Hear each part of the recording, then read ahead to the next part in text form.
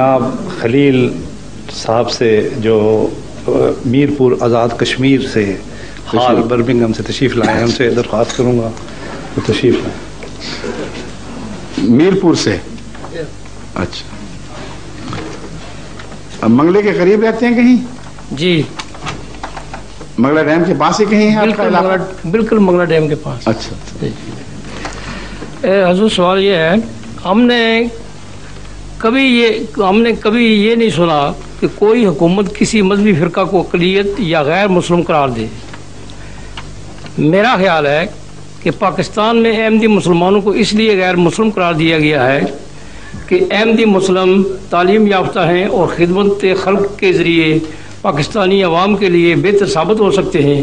اس لیے ملکی اور غیر ملکی حکومتیں یہ نہیں چاہتی کہ احمدی مسلم یہ کام کر سکیں۔ کیا یہ میرا خیال درست ہے یا کوئی اور وجہ ہے؟ 100% درست ہے۔ اصل بات جیلسی ہے۔ دیکھیں، آپ مسلمانوں کی میں سے علماء کی وہ تحریک جو خالصتاً احمدیت کی مخالفت پہ شروع سے وقف رہی ہے، ان کی تاریخ کا مطالعہ کریں۔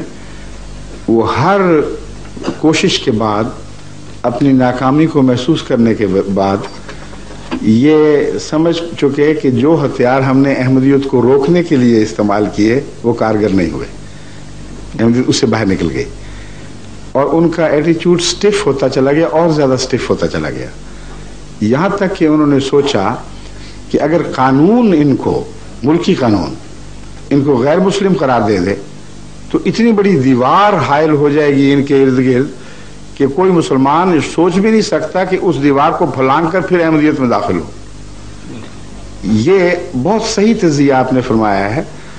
یہ دیکھنے کی وجہ، ان کا یہ مقصد نہیں کہ خدمت خلق نہ ہو، ان کا مقصد یہ ہے کہ ایک ایسی جماعت جس کے اندر کردار ایسا پیدا ہو چکا ہے جو اپنے کردار سے کھینچتی ہے، اور کوئی حل ہمارے پاس نہیں ہے اس کی جو نشو و نما ہے اس کو روک سکیں۔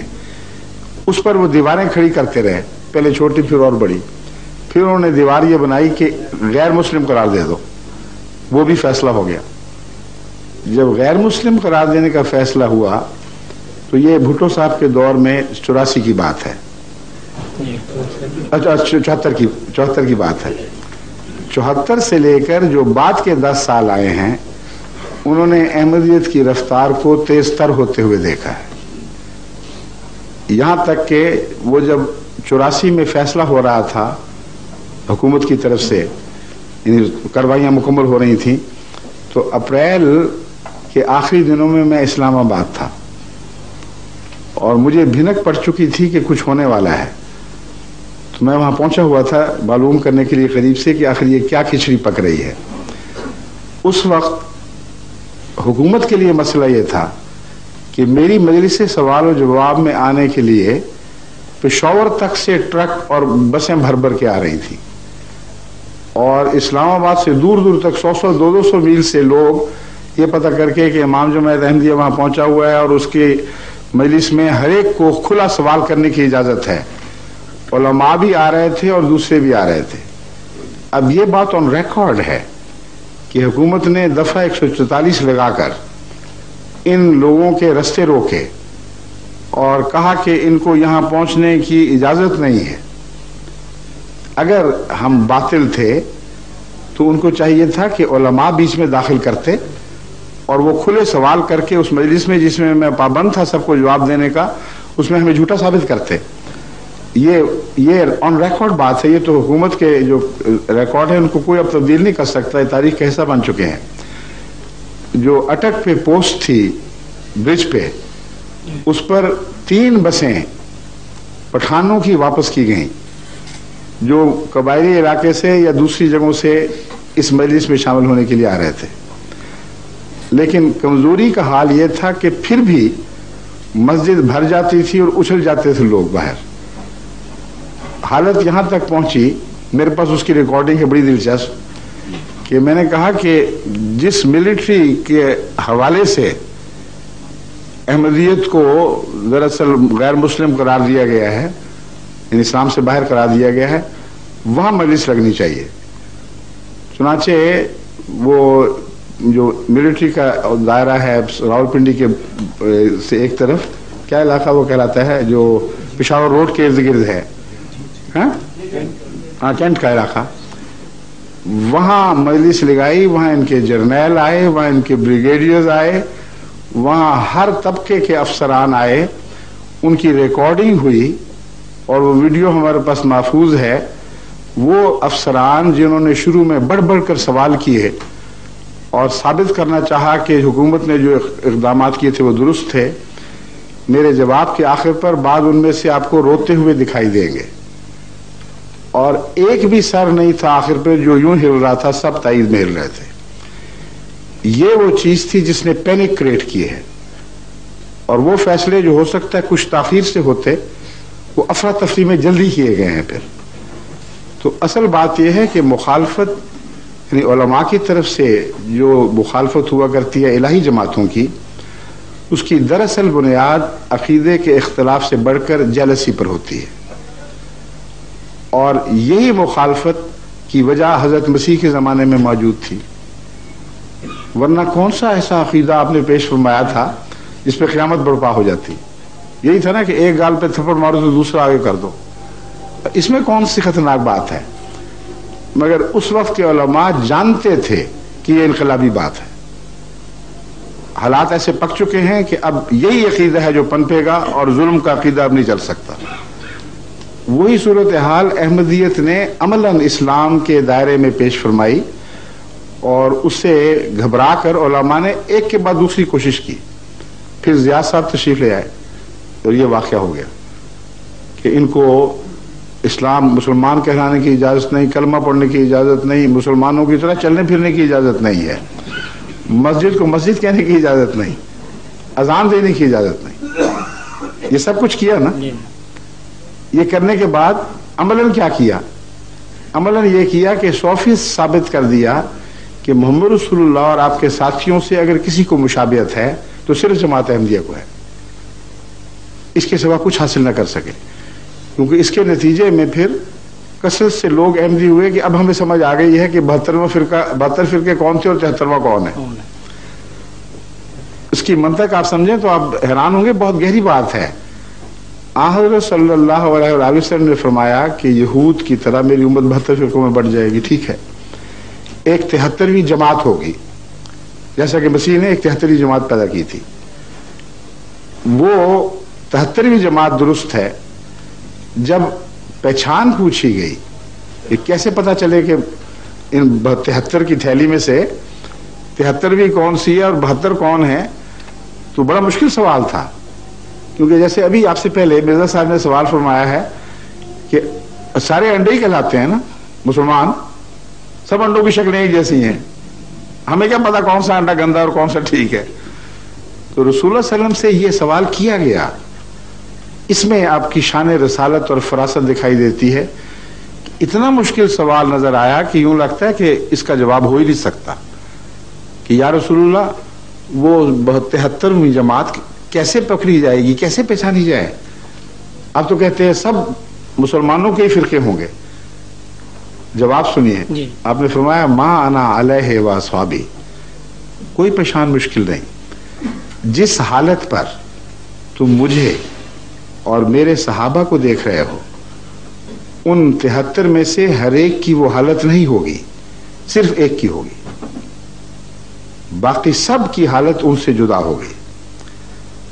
اب حضرت صلی اللہ علیہ وسلم اور آپ کے صحابہ کا کیا حال تھا؟ پہلا حال یہ تھا کہ کلمہ نہیں پڑھنے دیا جاتا تھا، اور مکے کی گلیاں ان کے اوپر بہنے والا خون گواہ ہے کہ صحابہ کو اس جرم میں بہت اذیتناک سزائیں دی گئی کہ لا الہ الا اللہ کلمہ نہیں پڑھنا۔ دوسرا، مسلمان کہلانے کی اجازت نہیں تھی۔ حضرت عمر نے بھی جب اعلان کیا اور دوسرے بعض بزرگوں نے جب خانہ کعبہ کے پاس جا کے اعلان کہ ہم مسلمان ہیں، اس بات پر مار نہیں پڑی کہ تم نے دین بدلا ہے، اس بات پر مار پڑی کہ تم مسلمان کیوں کہتے ہو اپنے آپ کو؟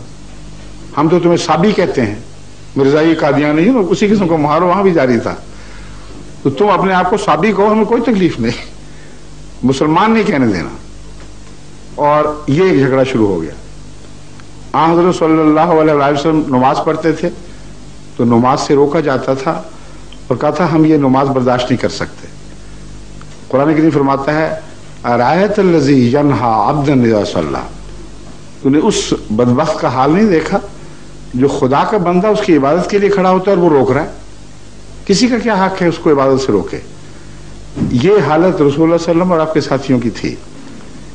हजरत अबू बकर के शहर में मस्जिद बनी और दुश्मनों ने दीवार तोड़कर उस मस्जिद को मुनज़्ज़म कर दिया कि तुम्हें मस्जिद बनाने का कोई हक नहीं है। हज आपके अकायद में दाखिल था, हज की गर्ज़ व गायत थी, रसूलुल्लाह सल्लल्लाहु अलैहि वसल्लम ने पूरी फरमानी थी, लेकिन सुलह हुदैबिया के मैदान में क्या हुआ है? हज से रोक दिया गया। ये इलामतें हैं ना। अब तारीख़ इस्लाम पर नजर डालें। हज़रत सल्लल्लाहु अलैहि वसल्लम के ज़माने से आज तक एक भी इस्लामी फ़िरक़ा नहीं है जिसको कलमा कहने से जबरन रोका गया हो। एक भी इस्लामी फ़िरक़ा नहीं है जिसको नमाज पढ़ने से रोका गया हो। नमाज की तर्ज में इख्तलाफ पर फसाद हुए हैं, नमाज पढ़ने से कभी नहीं रोका गया। हज से नहीं रोका गया, मस्जिदें बनाने और मस्जिदें कहने से नहीं रोका गया, अजान देने से नहीं रोका गया। यहाँ तक कि शिया अजान में तो अली सफ़ीउल्लाह वगैरह किस्म के अल्फाज भी मिलते हैं, लेकिन उसके बावजूद मुसलमानों ने बर्दाश्त किया है। अजान कहने से नहीं रोका। ये सारी बातें 84 में पूरी तरह सजा बनकर अहमदियों के ऊपर नाफिज हुई हैं। बाज आ जाओ कलमा पढ़ने से वरना मार पड़ेगी, कलमा पढ़ोगे तो मौत की सजा है। हम इसे रसूलुल्लाह सल्लल्लाहु अलैहि वसल्लम की हद तक समझते हैं कि अहमदी ये कहे मोहम्मद रसूलुल्लाह। ये तमाम बातें अहमदियत के हक में यकजा हुई या नहीं हुई? अगर हुई तो वो जो आखिरी कफन कील ठोकने वाला था, इन कॉफिन कहते हैं ताबूत को, वो ज़िया साहब ने अपने हाथ से ठोक दिया। उसके अंदर क्या था? 72 फिरके। सब मुत्तफिक हो गए कि अहमदी अलग हम अलग। हम जो मर्जी इख्तिलाफ कर लें, हमें गैर मुस्लिम ना कहना, हमारी नमाजें ना रोकना, हमारे कलमे ना रोकना, हमारी तर्ज इबादत पर एतराज न करना। हम सब अब एक हो चुके हैं। एक ही गम था जिसे हमने निकाल के बाहर फेंक दिया है। यही फैसला हुआ है ना। और रसूलुल्लाह सल्लल्लाहु अलैहि वसल्लम का क्या फैसला था? जब 72 होंगे और एक होगा तो सच्चा कौन होगा? 72 के एक। और इनका फैसला क्या है? 72। तो वो फैसला किया इस्लाम के नाम पर, जो रसूलुल्लाह सल्लल्लाहु अलैहि वसल्लम के नाम पर के खिलाफ पहली मुनज़्ज़म बगावत है आलम इस्लाम की।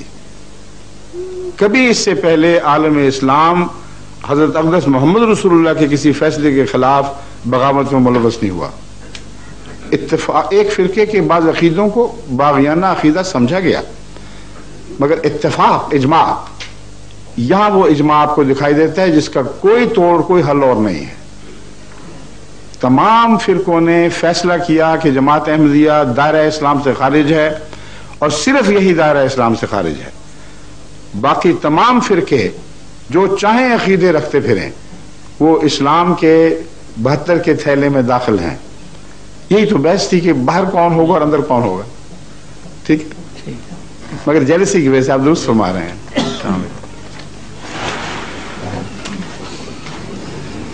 हुजूर, अब